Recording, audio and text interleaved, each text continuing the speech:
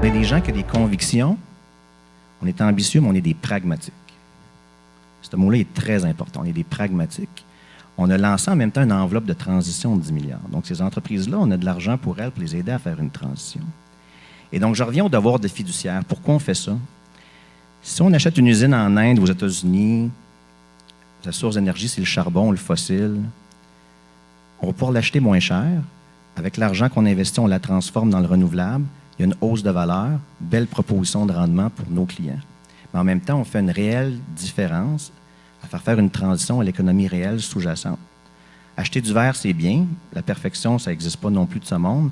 Là, c'est juste des actifs verts qui vont changer de main.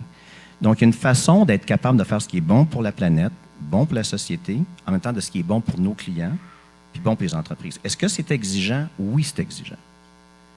Mais on peut le faire, puis ça se prouve que ça se fait. Puis moi, je dirais en bout de ligne, la tendance, je ne pense pas qu'elle va disparaître, parce que c'est une amélioration de notre processus d'investissement. Mais il y a ceux qui...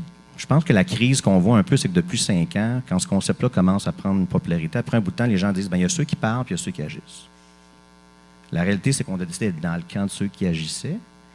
Et je vais être franc aussi, on se parle des fois avec nos équipes, puis on se dit, bien, nous, dans 30 ans, on va être capable de se regarder dans le miroir, puis la nouvelle génération nous dira, t'étais où, qu'est-ce que tu faisais quand tu pouvais faire une différence?